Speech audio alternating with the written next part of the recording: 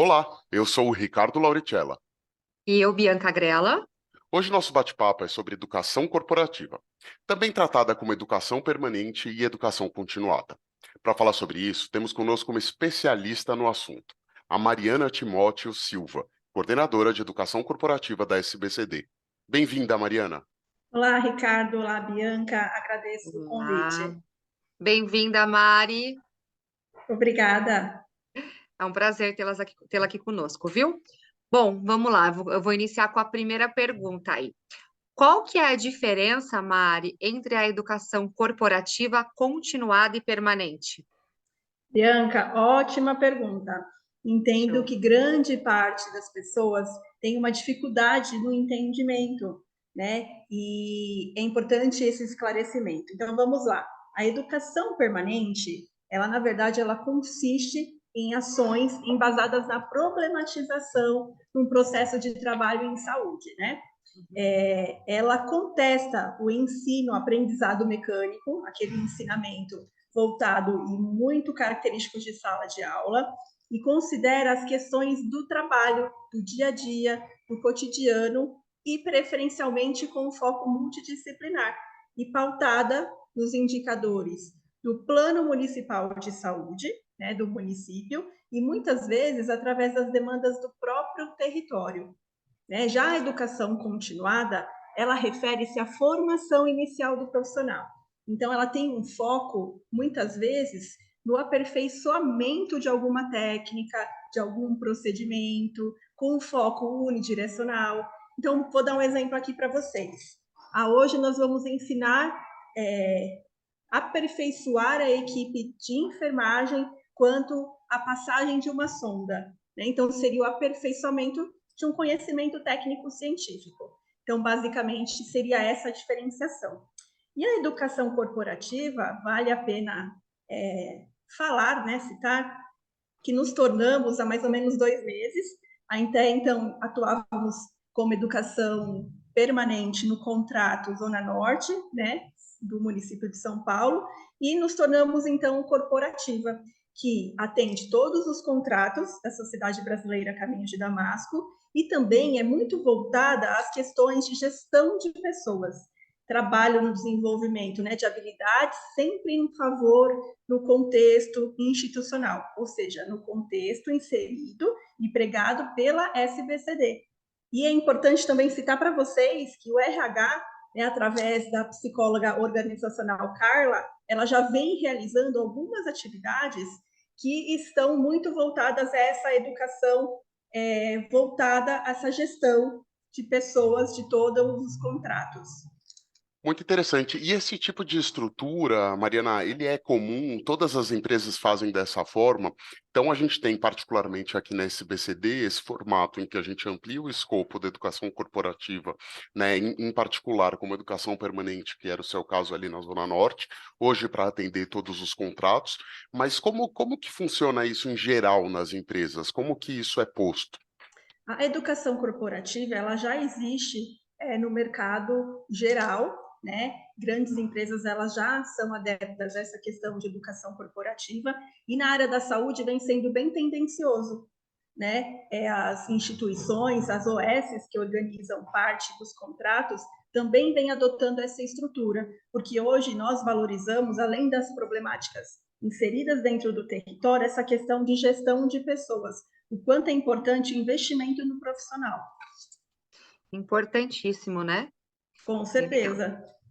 E isso Mari, diferencia as unidades, né? Isso diferencia o profissional porque ele se sente valorizado, ele se sente escutado e atendendo uma demanda não somente técnica. exatamente. E Mari, e sobre os estágios? Como que funciona esse estágio nas unidades? Essa é também uma grande dúvida, né? Dentre os serviços de saúde. Hoje, todos os contratos, principalmente, né, o do município de São Paulo, o contrato da Zona Norte, nós temos as unidades como campos cedentes de muitas instituições de ensino. Então, vou dar aqui um exemplo para vocês, né? No contrato Santana-Jaçanã, são 19 unidades hoje atuando como campo cedente para 18 instituições de ensino. E o setor de educação corporativa é quem faz a ponte, junto à Escola Municipal Regional Norte, né? E as unidades que cedem esses campos. Então, nós tratamos, através de apêndices, que são documentos que formalizam esses estágios, nós supervisionamos, né, a questão de pactuação, o número de alunos, como deve funcionar, e inclusive as contrapartidas que são recebidas através desses estágios. Né? Então, existe dentro da portaria, né, do COAPES, esse contrato organizativo de ação pública de ensino e saúde, onde tem uma tratativa de um valor a ser direcionado para o campo cedente, e nós atuamos junto a essas unidades na pactuação desses bens, ou formação, pequenas reformas, então nós também fazemos todo esse controle. Já nos contratos do interior, também acontecem alguns estágios, mas o COAPES, né, esse contrato organizativo, tem suas particularidades, porque hoje a portaria 62 que vigora no município de São Paulo atua somente neste campo. O contrato do Estado funciona com a sua particularidade e no interior também. Mas, basicamente, o setor de educação corporativa é quem faz toda essa atuação junto a esses campos. Nossa, é Perfeito. bastante complexo, né? É bastante complexo, porque tem aí uma série de siglas e que não são muito comuns. Eu queria voltar um passo atrás quando você fala do plano municipal, né? Então, quando você fala do plano municipal, e aí entendo que cada cidade tem o seu, particularidade e tudo mais, mas devem ter ações em comum. Então, que tipo de assuntos são tratados e que são comuns? Por exemplo, você falou aí do treinamento, de passagem de sonda, enfim. Existe um calendário, por exemplo, em relação às doenças crônicas não transmissíveis, ao calendário da saúde, né? Existe uma unificação nesse sentido? E aí, continuando a pergunta, e aí, em relação aos treinamentos, não só os treinamentos técnicos, né, especialistas, como os treinamentos também de desenvolvimento de habilidades pessoais. Como que isso é feito? Como que isso é organizado? Bom, o levantamento das necessidades, elas costumam ser feitas ao final do ano anterior, né? Então, as ações de 2023 foram previstas em 2022. Né? Quando falamos em ações e treinamentos voltados à área hospitalar, nós trabalhamos o indicador daquele serviço, né? Já no município de São Paulo, o contrato de Santana Jaçanã, nós pautamos de acordo com as problemáticas do território e de acordo com os indicadores do contrato que nós prestamos. Então, tem alguns treinamentos que são realmente diferenciados, né? São atuações diferentes. Em alguns momentos, o educador ele vai ter um atendimento ou ele atuará como facilitador numa educação continuada mesmo e parte na educação corporativa, porque tem essa questão mesmo da gestão de pessoas, e, por fim, em alguns momentos, com a problemática do território, que é a educação permanente. Hoje nós temos um exemplo, que é a nossa sensibilização de acolhimento, humanização e a comunicação não violenta.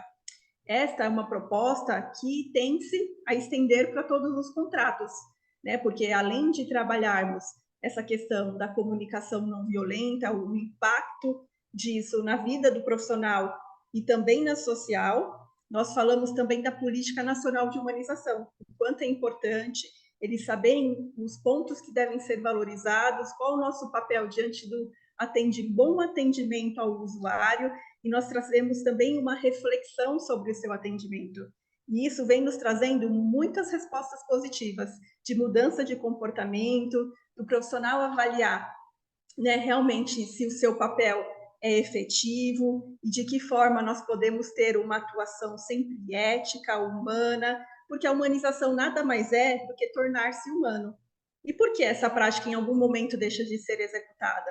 Né? Então, é uma reflexão, uma sensibilização que vem trazendo bastante resultado e que a tendência é a multiplicação para todos esses contratos. Perfeito. Sempre tentando se colocar no lugar do próximo ali, né? Quem está ali para receber esse atendimento. Legal. Isso mesmo. Quero agradecer aqui, né, a presença da Mari, esses esclarecimentos. Acho que ela pode voltar aqui mais vezes para estar com a gente, esclarecendo sempre outras dúvidas, porque sempre vão surgir.